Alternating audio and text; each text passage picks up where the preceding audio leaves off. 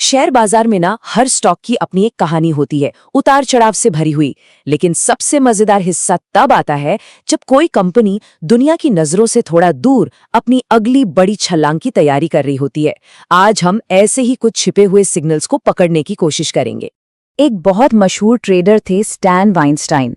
उन्होंने एक बड़ी कमाल की बात बताई थी कि जब कोई स्टॉक अपने बुरे दौर से गुजर रहा होता है ना, तो अक्सर उसी वक्त उसके बिजनेस में अंदर ही अंदर एक नई एनर्जी भर रही होती है। ये बिल्कुल वैसी ही शांति है जो किसी बड़े तूफान से पहले आती है। तो फिर सवाल ये उठता है कि भाई भारतीय बाजारों में अगली ग्रोथ की कहानी आखिर बन कहाँ रही है? इसका जवाब छिपा है एक शब्द में, कैपेक्स, यानी कैपिटल एक्सपेंडिचर।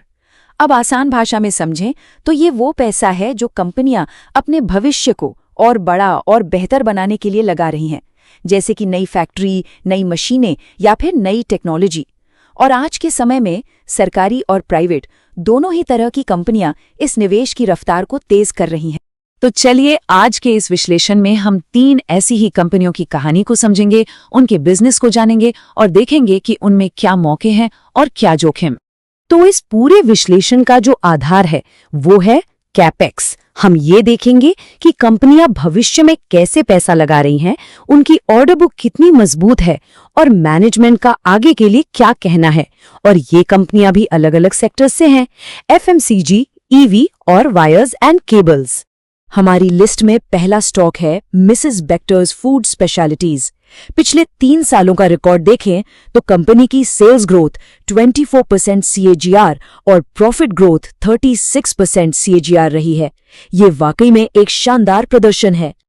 अच्छा, तो मिसेस बेक्टर्स करती क्या है? इनका सबसे मशहूर ब्रांड है क्रीमिका बिस्किट्स। साथ ही इनका एक प्रीमियम बेकरी ब्रांड भी है, इंग्लिश ओवन।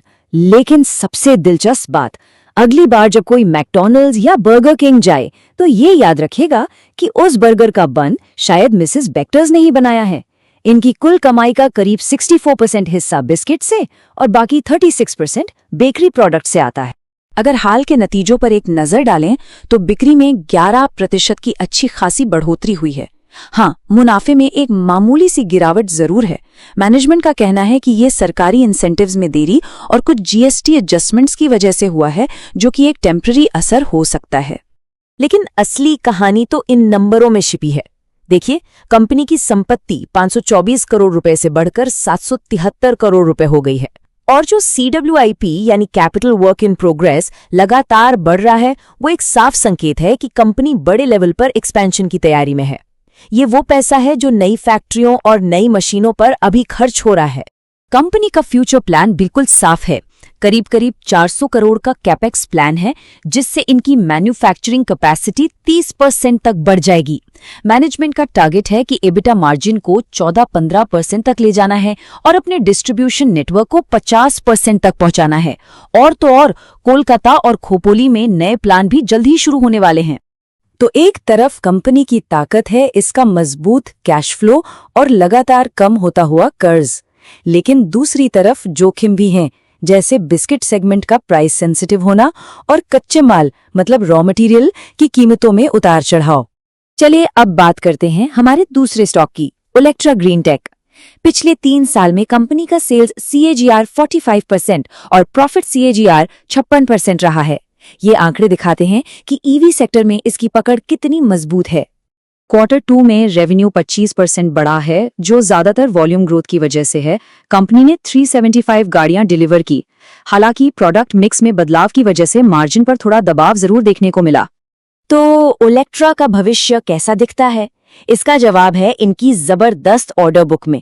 सोचिए, 9000 से ज्यादा इलेक्ट्रिक बसों का ऑर्डर हाथ में होना, ये बताता है कि आने वाले कई सालों तक कंपनी के पास काम की कोई कमी नहीं होने वाली।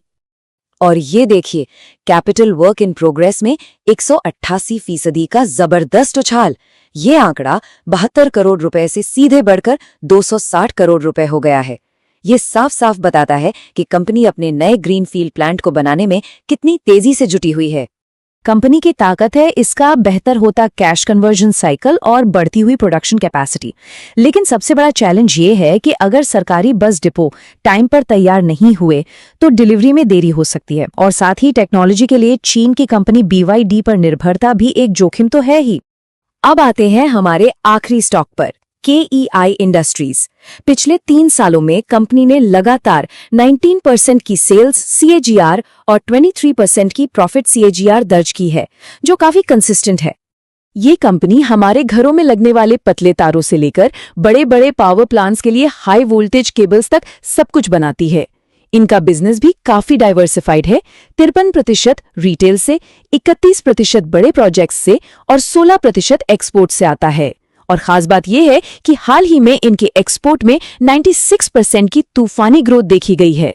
भविष्य को लेकर मैनेजमेंट का कॉन्फिडेंस साफ झलकता है। उन्होंने कहा है कि वे पूरे साल में 18 से 19% की ग्रोथ की उम्मीद कर रहे हैं और उन्हें इस रास्ते पर कोई चुनौती नहीं दिखती। और ये कोई छोटा मोटा लक्ष्य नहीं है। कंपनी का सपना है अगले 5 सालों में 25,000 करोड़ रुपए का रेवेन्यू हासिल करना, जिसके लिए हर साल लगभग 20% की ग्रोथ चाहिए होगी। और इस लक्ष्य को पाने का रास्ता भी बिल्कुल कैपेक्स से होकर ही जाता है। Capital work in progress 121 crore रुपए से उछलकर 1551 करोड़ रुपए तक पहुंच गया है। ये दिखाता है कि गुजरात के सानंद में जो 1900 करोड़ रुपए का नया प्लांट बन रहा है, उस पर काम कितनी तेजी से चल रहा है। तो कंपनी की ताकत है इसकी 3845 करोड़ रुपए की मजबूत ऑर्डर बुक और ये नया प्लांट जो बिना कोई कर्ज लिए बनाया जा रहा है। लेकिन जोखिम ये है कि इनका बिजनेस रॉ मटेरियल जैसे कॉपर और एल्यूमिनियम की कीमतों पर बहुत ज्यादा निर्भर करता है, जो कि काफी ऊपर नीचे होती रहती हैं। तो ये थी 3 अलग अलग सेक्टर की 3 कंपनियां। लेकिन क्या किसी ने ध्यान दिया कि इन तीनों की कहानी में कुछ बातें बिल्कुल एक जैसी हैं? तो सबसे जरूरी बात यह है कि इन तीनों कंपनियों में एक कॉमन धागा है। पहला, तीनों कंपनियां बहुत एग्रेसिवली कैपेक्स कर रही हैं। दूसरा, तीनों के पास मजबूत ऑर्डर बुक है जो भविष्य की कमाई को एक तरह से सुरक्षित करती है। और तीसरा, तीनों की मैनेजमेंट ने ग्रोथ के लिए बिल्कुल साफ और नंबरों में लक्ष्य दिए हैं। ये तीनों कंपनियां जो अलग अलग इंडस्ट्रीज से हैं, एक ही दिशा में इशारा कर रही हैं, कैपेक्स यानी भविष्य में निवेश। ये हमें सोचने पर मजबूर करता है कि भारत में निवेश की ये जो अगली लहर चल रही है, वो और किन सेक्टर्स को अपने साथ नई ऊंचाइयों पर ले जाएगी।